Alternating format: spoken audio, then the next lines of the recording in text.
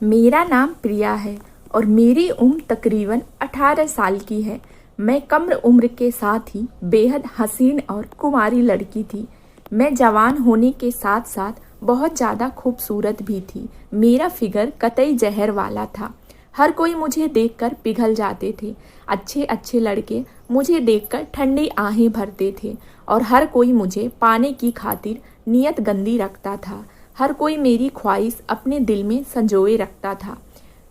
मेरी दीदी की शादी हुई तो मैं भी उनके साथ उनके ससुराल चली गई और उनके घर में रहने लगी। मेरे जीजा जी बहुत अच्छे थे, लेकिन उनका एक भाई था जो हमेशा मुझे लालची नज़रों से देखता रहता था। एक दिन वह मेरे पास आया और मुझसे बोला, प्रिया, तुम बहुत सुंदर हो और जवान हो। आज मैं तुम्हें अपनी जादुई हथियार की सवारी करवाना चाहता हूँ। मैं यह सुनकर हैरान हो गई थी। एक दिन घर पर मैं अकेली थी। मेरे जीजा जी और दीदी कहीं बाहर गए हुए थे, तो मेरे जीजा जी का भाई मेरे कमरे में आ गया। फिर अचानक उसे पता नहीं क्या हो गया, उसने मेरा हाथ पकड़कर मुझे ज़बरदस्ती बाहर निकाल रहा था। मुझे नहीं पता था कि वह मुझे कहाँ लेकर जा रहा है। मैं उसे रोकने की हर मुमकिन कोशिश कर रही थी, लेकिन वह रुकने का नाम ही नहीं ले रहा था।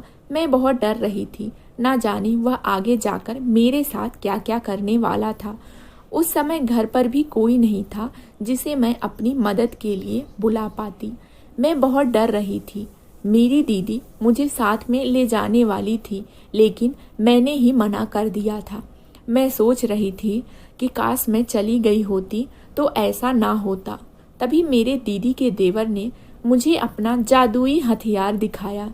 दीदी के देवर ने जादुई हथियार को देखकर मैं डर गई थी। दीदी का देवर मुझे अपने जादुई हथियार की सवारी करवाना चाहता था।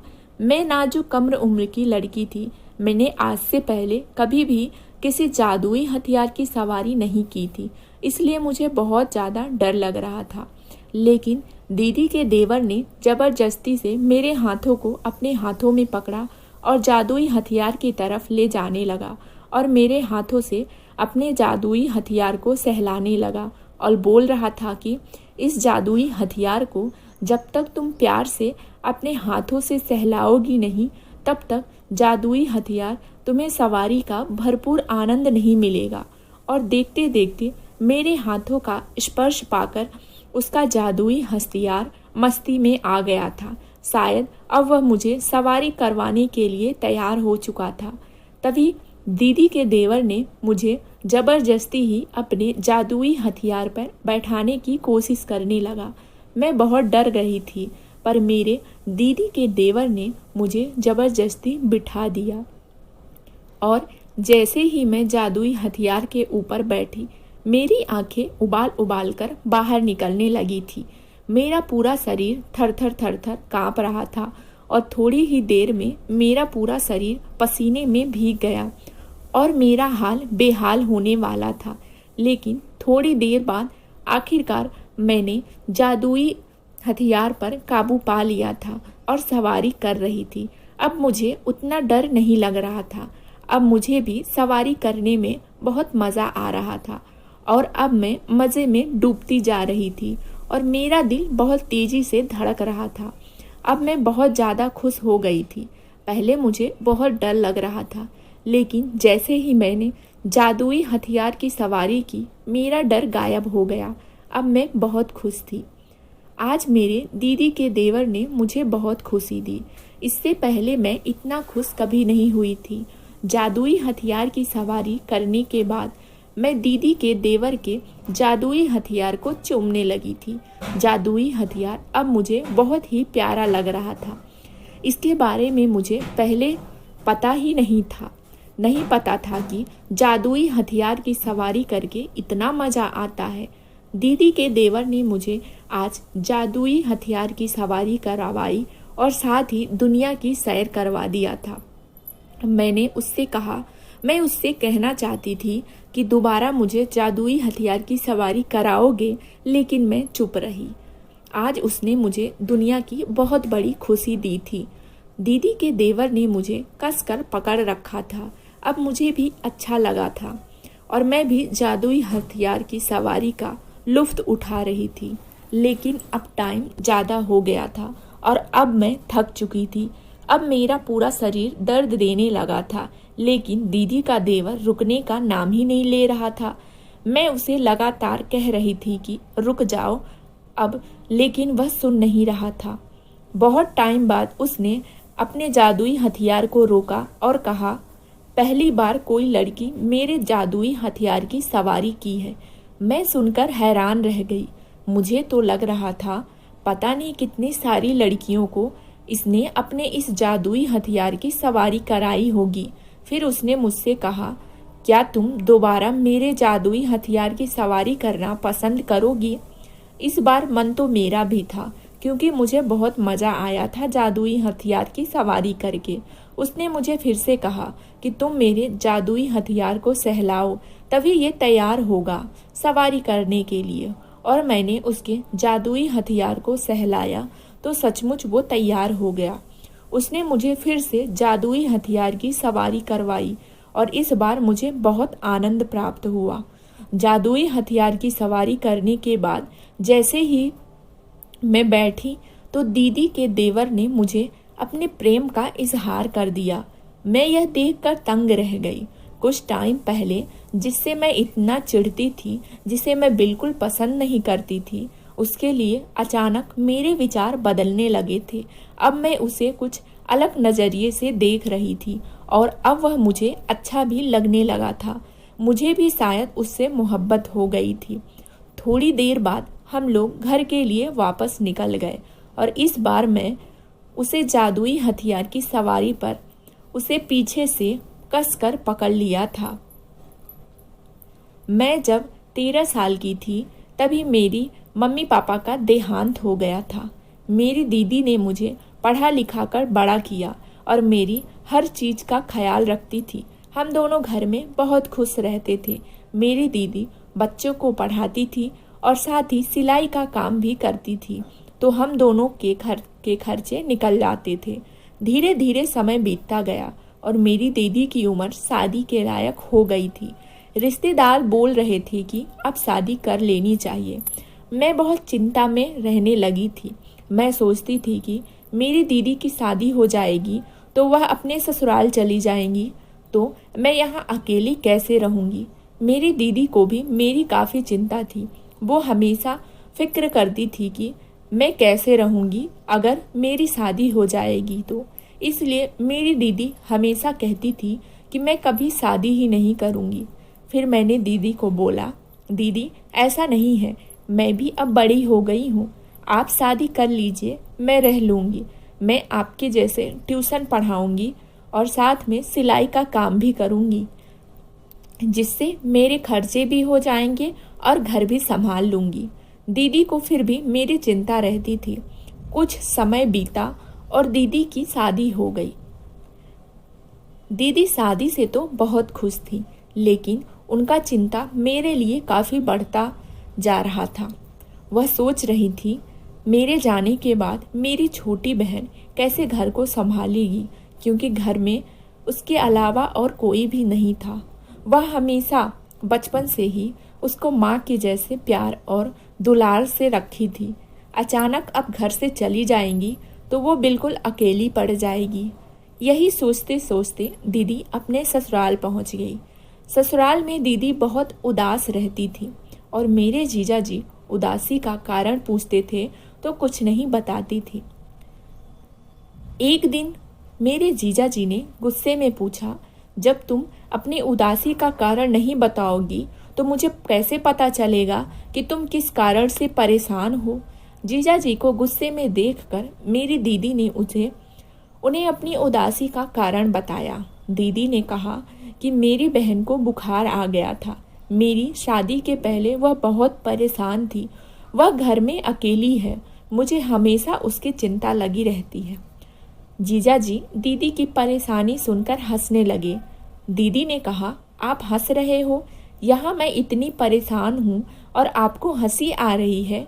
जीजा जी ने कहा, बस इतनी सी परेशानी थी और इस कारण इतने दिन से तुम उदास थी और चिंता कर रही थी। जीजा जी ने कहा, तुम अपनी बहन को यहाँ हमारे घर ले आओ, वह हमारे घर में हमारे साथ ही रहेगी, तो उसे वहाँ अकेले नहीं रहना पड़ेगा। दीदी जीजा जी की बात सुनकर बहुत खुश हो गई। उनको तो भरोसा ही नहीं हो रहा था कि जीजा जी ने ऐसा कहा है। दीदी ने मुझे अपने घर पर बुला लिया। मैं दीदी के घर पर आ गई। मेरे जीजा जी का एक भाई भी रहता था वहाँ। वह हमेशा मुझे घूर घूर के देखा करता था। उसकी हरकतें मुझे कुछ ज़्यादा अच्छी नहीं लगती थी। मैं हमेशा सोचती थी कि मैं अपनी दीदी को बता दूं, लेकिन मैं चुप हो जाती थी।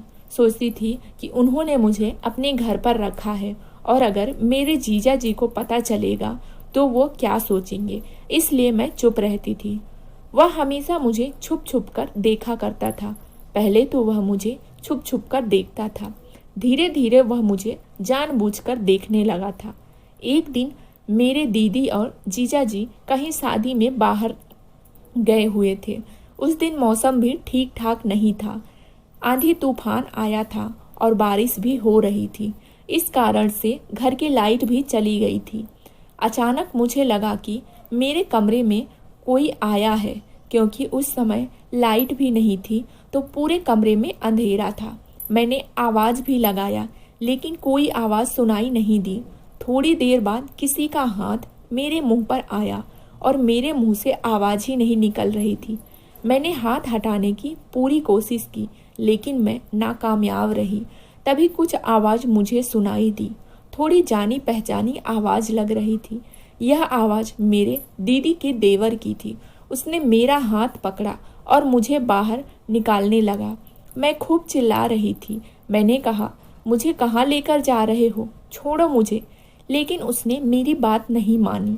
वह घसीटते हुए मुझे बाहर लेकर आया और उसने मुझे कहा, क्या तुम मेरे जादुई हथियार की सवारी करोगी? मैं बहुत डर रही थी। मैंने कहा, मुझे कोई सवारी नहीं करनी है। मैं अभी बहुत छोटी हूँ। मेरी उम्र 18 साल की है और मैं अभी कोई भी सवारी नहीं करती हूँ। उसने मुझे ज़बरदस्ती अपनी जादुई हथियार पे बैठा दिया और मुझे जादुई हथियार की सवारी करवाने लगा। मैं लगातार चिल्ला रही थी और उसे मना कर रही थी कि मुझे नहीं करनी है तुम्हारे जादुई हथियार की सवारी, लेकिन वो सुन ही नहीं रहा था। उसने मुझे अपने जादुई हथियार की सवारी कराते कराते बहुत दूर ले गया। दूर ले जाकर उसने मुझे एक जगह पर रोका और उसने मुझे कहा कि प्रिया, मैं तुमसे बहुत प्रेम करता हूँ। जब मैंने उसकी बात सुनी तो मैं हैरान रह गई।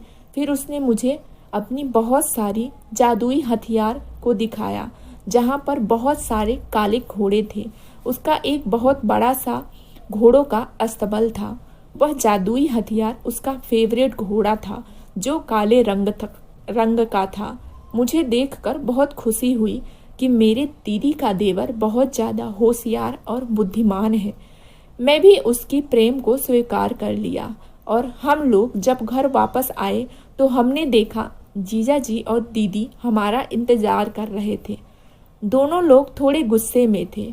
वह सोच रहे थे कि हम लोग दोनों अचानक बिना बताए कहाँ चले गए थे। फिर विजय ने कहा, भैया मैं काम पर गया था, प्रिया यहाँ अकेली थी तो मैंने कहा कि तुम भी मेरे साथ चलो, यहाँ अकेले तुम क्या करोगी। विजय दीदी के देवर का नाम था। विजय की बातें सुनकर मुझे बहुत अच्छा लगा। मैं अपने कमरे में बैठी बैठी सोच रही थी कि मैं दीदी को बता दूं कि मैं विजय से प्यार करती हूँ। तभी मेरी दीदी मेरे रूम में आई और मुझे साथ देकर पूछने लगी, प्रिया सही सही बताओ, तुम लोग कल कहाँ गए थे? मैंने कहा, दीदी विजय मुझे अपनी जादुई हथियार की सवारी करवाने ले गया था। मेरी बातें सुनकर दीदी बहुत खुश हो गई। फिर मैंने दीदी से कहा, दीदी मैं आपको कुछ बताना चाहती हूँ। मेरी दीदी ने कहा, मैं सब समझ गई हूँ। मैंने सोचा अभी तो मैंने कुछ बताया भी नहीं, लेकिन मेरी दीदी कह रही हैं कि मैं सब कुछ समझ गई हूँ। फिर मैंने पूछा कि विजय ने आपसे कुछ कहा है क्या? दीदी बोली, नहीं, मुझे कोई कुछ नहीं कहा है। फिर मैंने कहा, फिर आपको कैसे पता कि मैं क्या कहने वाली हूँ? दीदी बोली, मुझे सब पता है। तुम यही कहना चाहती हो ना कि विजय से तुम बहुत प्यार करती हो? मैंने कहा हाँ। लेकिन फिर मैंने पूछा, दीदी आपको यह सब कैसे पता? दीदी बोली, जब तुमने बोला कि विजय तुम्हें जादुई हथियार की सवारी करवाने ले गया था, तभी मैं समझ गई।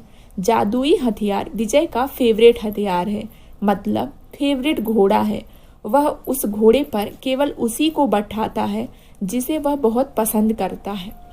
दीदी की बात सुनकर मैं बहुत खुश हो गई। दीदी ने कहा, तुम लोग चिंता मत करो, मैं तुम्हारे जीजा जी से तुम्हारी शादी की बात करूंगी। मैं बहुत खुश हो गई थी। मैंने विजय को फ़ोन लगाया और सारी सच्चाई बताई। विजय भी बहुत ज़्यादा खुश था। फिर दीदी ने जीजा जी से हमारी शादी की बात की। जीजा जी भी बहुत खुश हो गए और हमारे रिश्ते के लिए हाँ बोल दिए। कुछ दिन बाद हमारी शादी हो गई और जैसा कि मेरी दीदी चाहती थी कि मेरी बहन हमेशा मेरे साथ ही रहे, तो उनका सपना भी पूरा हो गया था और अब मैं और दीदी घर में खुशी खुशी रहने लगे थे। दोस्तों, यह थी हमारी आज की कहानी। उम्मीद करती हूँ कि हमारी आज की कहानी आपको पसंद आई होगी। अगर पसंद आई है तो वीडियो को लाइक करें और अगर आप मेरे चैनल पर नए हैं तो चैनल को सब्सक्राइब भी कर लें। साथ ही बेल आइकन को भी प्रेस करें ताकि मेरे नेक्स्ट कहानी का नोटिफिकेशन सबसे पहले आप तक पहुँचे।